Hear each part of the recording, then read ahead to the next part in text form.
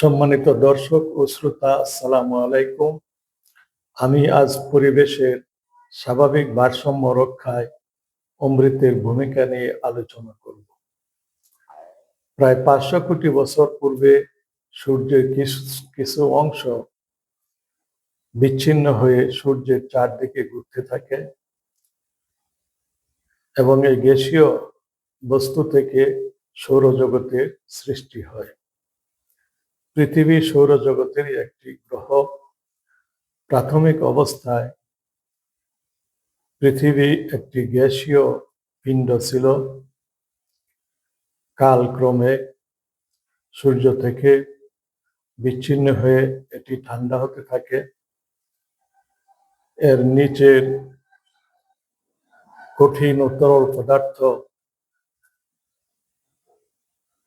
জমে একীভূত হয়ে ভূমণ্ডল তৈরি করে এবং হালকা বায়বীয় পদার্থ উপরে বায়ুমণ্ডল সৃষ্টি করে। কালক্রমে পৃথিবী আরো ঠান্ডা হতে থাকে। কোটি কোটি বছর পর এটি ঠান্ডা হয়ে বায়বীয় অংশে বিরাট বিরাট মেঘমালার সৃষ্টি হয় এবং সেখান থেকে বৃষ্টিপাত হতে থাকে।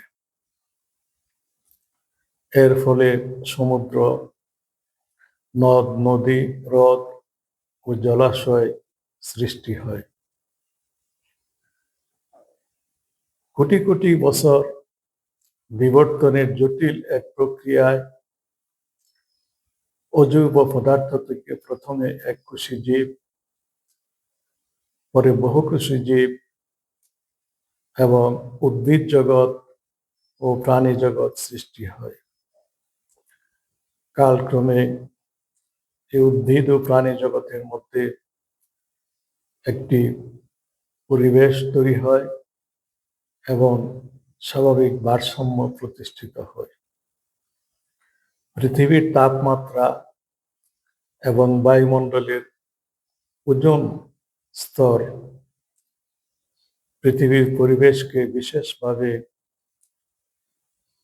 প্রভাবিত করে থাকে। বর্তমানে জনসংখ্যা বৃদ্ধির ফলে গাছপালা ও বনাঞ্চল হ্রাস পেতে শুরু করেছে। কারিগরি সভ্যতার বিকাশ ও শিল্পায়নের ফলে কার্বন ডাইঅক্সাইড, মিথেন, সিএফসি ইত্যাদি গ্যাস অধিক হারে নিঃসরণ হচ্ছে। বৃক্ষ উজাড় হওয়ার ফলে কার্বন ডাইঅক্সাইডের পরিমাণ বায়ুমণ্ডলে বেড়ে যাচ্ছে। এই গ্যাসগুলি ঘনীভূত হয়ে পৃথিবীর চারদিকে ব্ল্যাঙ্কেটের মতো একটি আবরণ সৃষ্টি করেছে।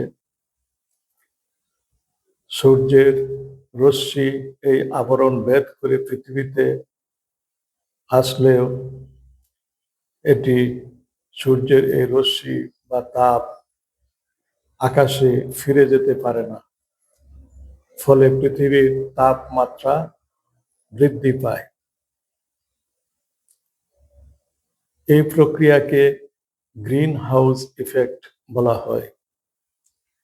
গ্রিন হাউস হচ্ছে শীত প্রধান দেশে সবুজ গাছপালা ও শাকসবজির সীমিত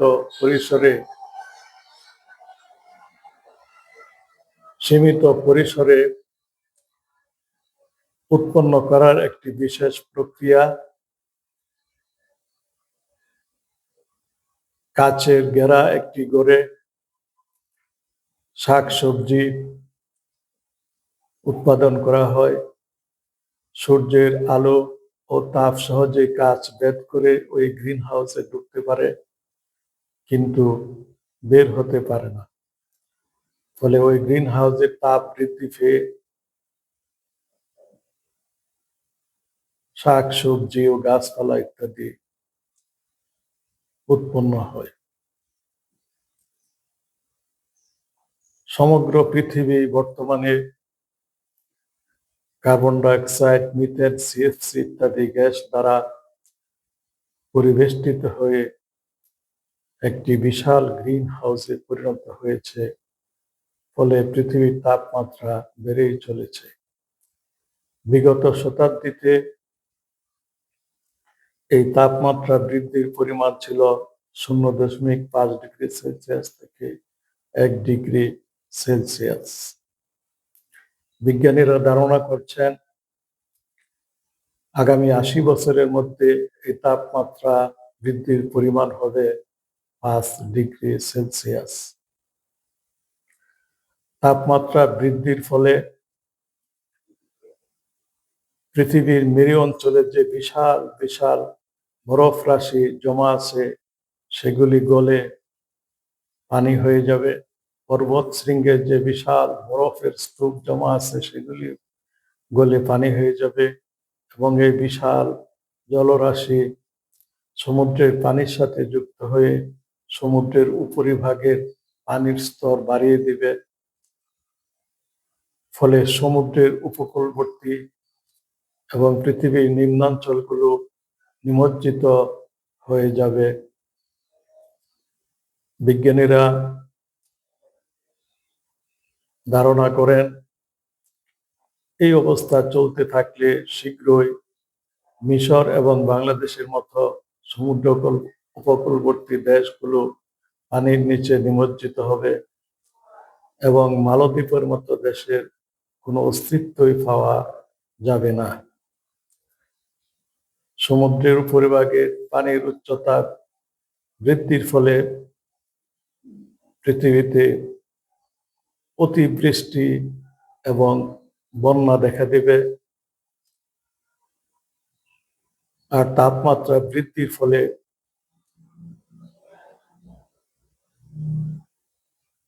খরা এবং অনাবৃষ্টি দেখা দিবে এবং পৃথিবীতে মরুকরণ শুরু হবে।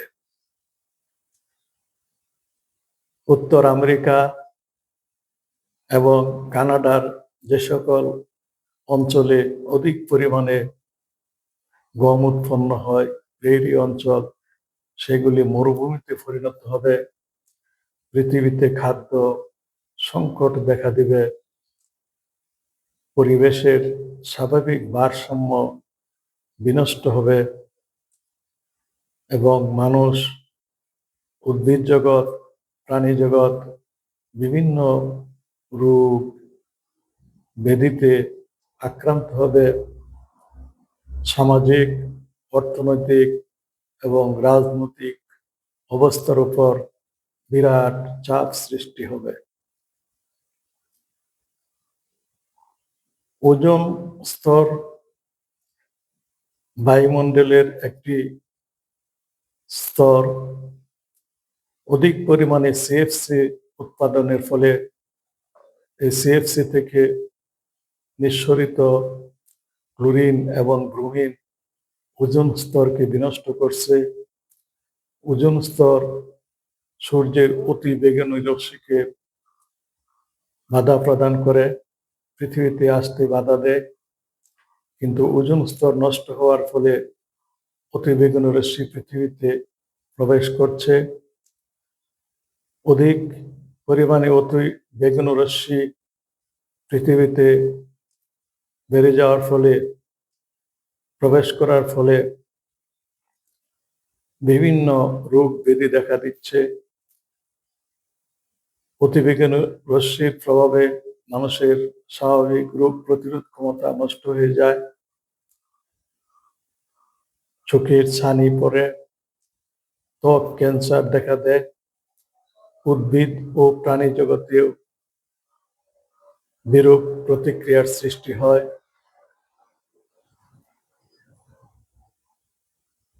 কাজেই পৃথিবীর তাপমাত্রা বৃদ্ধি এবং ওজোন স্তরের ক্ষয় হ্রাস করার জন্য পৃথিবীর বিজ্ঞানী ও রাজনৈতিক নেতৃবৃন্দ এবং জাতিসংঘ সচেষ্ট রয়েছেন। 1987 খ্রিস্টাব্দে কানাডার মন্ট্রিলে 197টি দেশের স্বাক্ষরিত মন্ট্রিল প্রোটোকল গৃহীত হয়। ওজোন লেয়ার ডিপ্লেশন বা ওজোন স্তর ক্ষয় হ্রাস করার জন্য অনেকগুলি প্রস্তাব গৃহীত হয়।